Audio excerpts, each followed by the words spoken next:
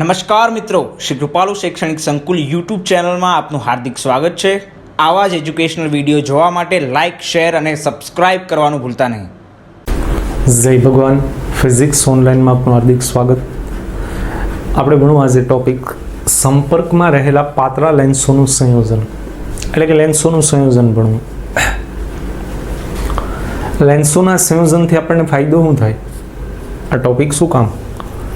તો કે લેન્સોનું સંયોજન કરવાથી ખરેખર આ લેન્સ, અરીસા, પ્રિઝમ આ બધી આપણે ઉપકરણો ભણવા એનો ખરેખર ઉપયોગ ક્યાં થાય? તો આપણે સાંભળેલું છે પ્રકાશી ઉપકરણો જેવા કે માઇક્રોસ્કોપ, ટેલિસ્કોપ, કેમેરા, આ બધા પ્રકાશી ઉપકરણો એમાં આ બધાનો ઉપયોગ થાય, જેમાં એક કરતાં વધારે આવા બધા ઉપકરણો હોય, એટલે કે લેન્સો હોય કે અરીસા હોય કે એ બધાનું સંયોજન હોય। એવું કરવાથી લેન્સનો જે કોઈ પણ અંતે ઉપકરણ મળે એનો પાવર વધારી શકાય, એનો મેગ્નિફિકેશન પાવર પણ વધારી શકાય, એટલે કે મોટવણી વધારી શકાય। કઈ રીતે એ જોઈએ આપણે? તો આપણે બે લેન્સ ધ્યાનમાં લીધા, બે પાતળા લેન્સ છે અને બે આકૃતિ મુજબ। હવે વસ્તુ બંને બહિર્ગોળ લેન્સ છે, વસ્તુ ઓબ્જેક્ટ અહીંયા રાખો તો એનું પ્રતિબિંબ લેન્સ એક વડે રચશો ને તો અહીંયા રચાશે, પણ બીજા લેન્સ હોવાને કારણે વક્રીભવન થવાને કારણે અહીંયા ઇમેજ ખરેખર અહીંયા રચાય। ખરેખર લેન્સ 1 છે, યાની કે એ લેન્સ છે એ પ્રતિબિંબ રચે, એ પ્રતિબિંબ લેન્સ 2 માટે વસ્તુ તરીકે વર્તે। આમ તો આ થિયરી આપણે લેન્સનું જે થિયરી ભણ્યા, લેન્સનું સૂત્ર મેળવું એમાં બે સપાટી લેતા, પહેલા સપાટી 1નું પ્રતિબિંબ મેળવું, એ પ્રતિબિંબ સપાટી 2 માટે વસ્તુ તરીકે વર્તતું। સેમ અહીંયા એવું, લેન્સ 1નું પ્રતિબિંબ લેન્સ 2 માટે વસ્તુ તરીકે વર્તશે, અને અંતે ફાઇનલી પાછો લેન્સ 2 છે એ આપણને આ પ્રતિબિંબ આપે જે આપણું ઓરિજિનલ છે। એટલે ખરેખર પ્રતિબિંબ અહીંયા રચાશે, પણ આભાસી પ્રતિબિંબ થયું ઇમેજ 1 લેન્સ 1નું। તો અહીંયા રજૂઆત કેવી? લેન્સ 1 માટે વાત કરીએ તો એટલે કે એ માટે તો વસ્તુ અંતર તો કે u, પ્રતિબિંબ અંતર લેન્સ 1 માટે તો કે v1 જે આકૃતિમાં રજૂ કર્યું તે, કેન્દ્ર લંબાઈ તો કે f1,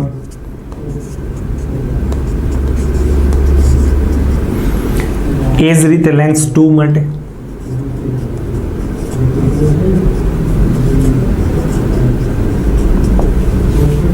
વસ્તુ અંતર તો કે v1। કેમ કે લેન્સ 2 માટે વસ્તુ કોણ છે? i1, એટલે કે લેન્સ 1 નું પ્રતિબિંબ। બાકી થિયરી સિમ્પલ છે, પ્રતિબિંબ અંતર તો કે જે ઓરિજિનલ છે એટલે કે v, અને કેન્દ્ર લંબાઈ તો કે બીજા લેન્સ માટે છે એટલે f2। અહીંયા લેન્સ સૂત્ર વાપરીએ તો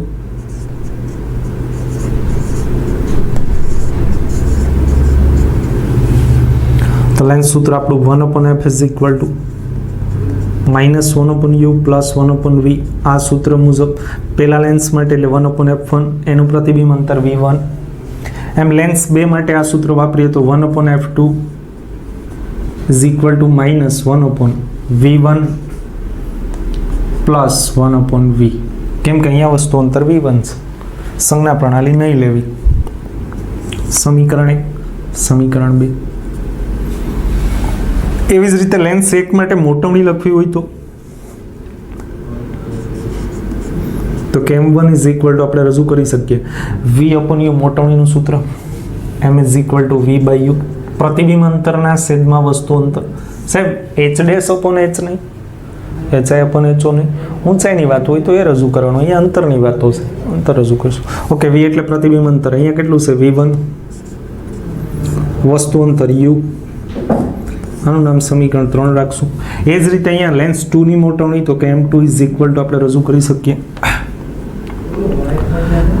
v/u, v તરીકે અહીંયા પ્રતિબિંબ અંતર 20 છે અને u તરીકે વસ્તુ અંતર તરીકે અહીંયા v1 છે, એટલે આ સમીકરણ નંબર 4।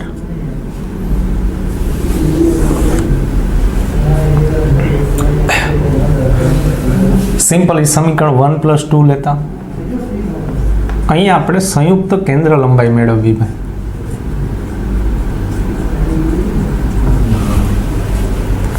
વન પ્લસ ટુ લ્યો, આ 1 આ 2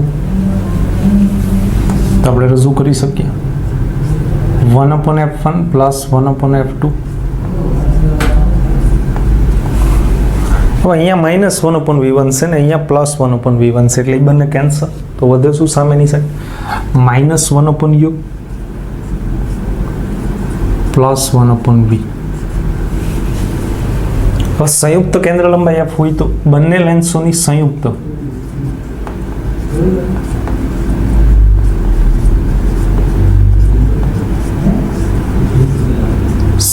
કેન્દ્ર લંબાઈ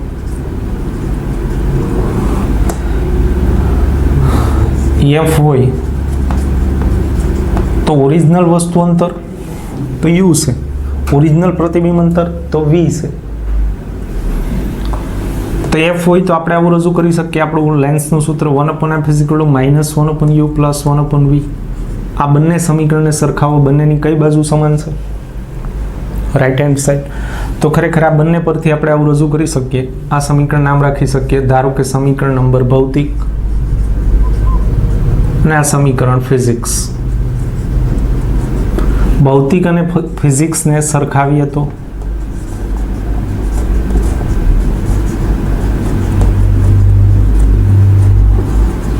આપણે આવું રજૂ કરી શકીએ 1/f = 1/f1 + 1/f2. આમ બે લેન્સોનું સંયોજન કરીએ તો એની સંયુક્ત કેન્દ્ર લંબાઈ નો વ્યસ્ત દરેક લેન્સની વ્યક્તિગત કેન્દ્ર લંબાઈના વ્યસ્તના સરવાળા બરાબર હોય. આ સાહેબ થોડું ન સમજાણું કેમ થઈ ગયું ભાઈ. સિમ્પલી તમે એક લેન્સ વાપરો તો એક જ લેન્સ માટે આ સૂત્ર થશે, બીજા લેન્સ માટે આ થશે. હવે બેનું સંયોજન કરીએ તો એ બેની સંયુક્ત કેન્દ્ર લંબાઈ અથવા સમતુલ્ય કેન્દ્ર લંબાઈ, જેને આપણે 1/f, જેમ તમે અવરોધોમાં ભણ્યા શ્રેણી જોડાણ, સમાંતર જોડાણ. સમતુલ્ય અવરોધ શ્રેણીનો આપણે RS લઈએ, સમાંતરમાં R પેરેલલ લઈએ. એના જેવું અહીંયા બે લેન્સોનું સંયોજન કરીએ તો એ બંનેની અસરકારક યાની કે સંયુક્ત કેન્દ્ર લંબાઈ 1/f = 1/f1 + 1/f2. બે લેન્સ માટે મોટવણી જોવી હોય તો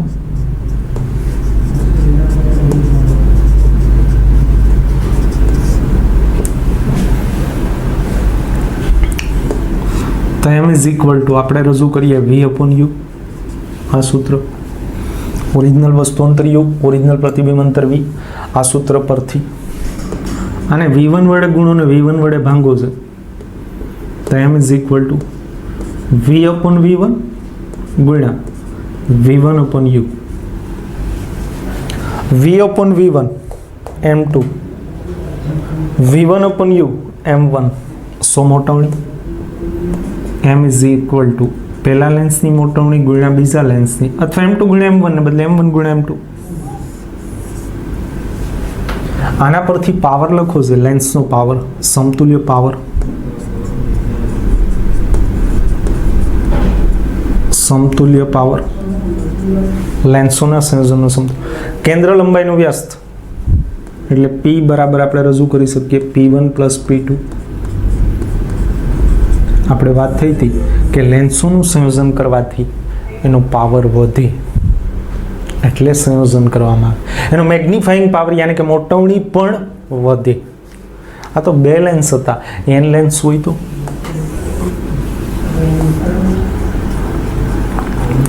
n લેન્સો માટેનું સંયોજન હોય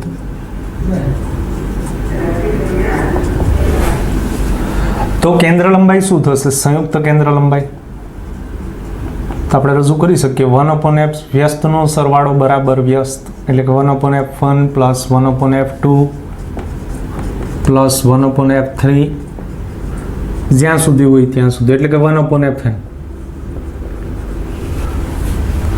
હવે આમાં અંતર્ગોળ લેન્સ હોય, અંતર્ગોળ બહિર્ગોળનું સંયોજન કર્યું હોય તો આ જાસી કે બહિર્ગોળ લેન્સની કેન્દ્ર લંબાઈ ધન ગણાય, અંતર્ગોળની ઋણ ગણાય.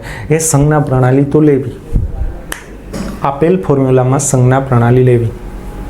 અંતર્ગોળ બહિર્ગોળ આવવું હોય તો બંને બહિર્ગોળ હોય તો બંને પોઝિટિવ ધન હશે. એવી જ રીતે એનો પાવર શું થશે n લેન્સોના સંયોજનનો? સિમ્પલી દરેક પાવરનો સરવાળો p is equal to p1 plus p2 plus p3 up to pn.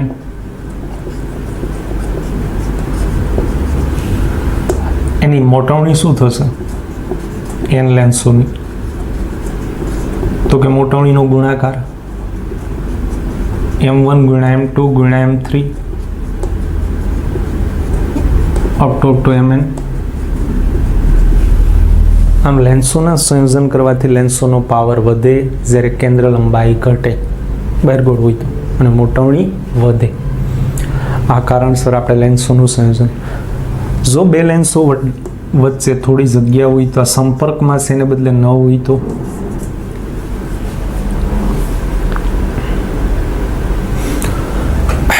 ધારો કે બે લેન્સો વચ્ચે આપેલો લેન્સ 1 અને લેન્સ 2,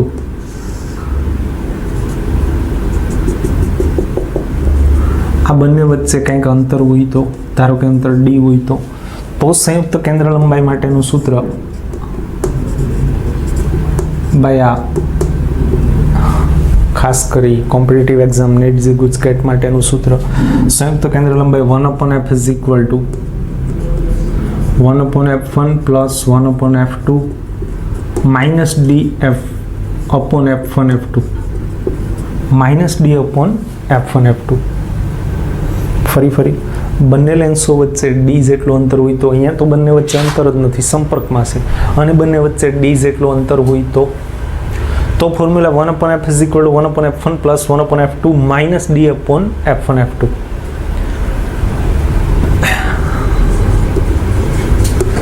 જ્યાં d અપોન f1 f2 પદ અને પ્રકાશીય અંતરાલ પણ કહેવાય.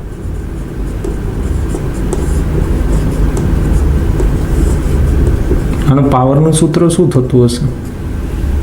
1/f એટલે p is equal to p1 plus p2 minus d p1 p2.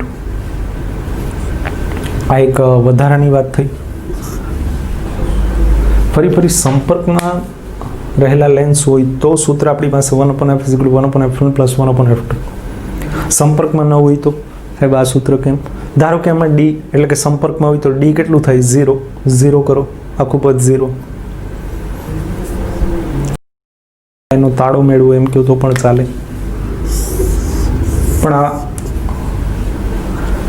NEET જે ગુજકેટ માટેનું છે, આપણી બુકમાં તો એ રજૂઆત નથી આ સૂત્રની છે. ફરી સંપર્કમાં રહેલા લેન્સોનું સંયોજન અથવા લેન્સોના સંયોજનથી આપણને ફાયદો શું થાય? તો કે આપણા કોઈ પણ પ્રકાશી ઉપકરણો છે એના પાવર, એના મેગ્નિફાઈંગ પાવરમાં શું કરી શકીએ? વધારો. તો ઉપયોગી ટોપિક અહીંયા પૂર્ણ થાય. આના આધારે એક એક્ઝામ્પલ, એ પણ મોસ્ટ એમપી, અગાઉનો એક્ઝામ્પલ જોયો એ પણ મોસ્ટ એમપી. અસ્તુ, જય ભગવાન.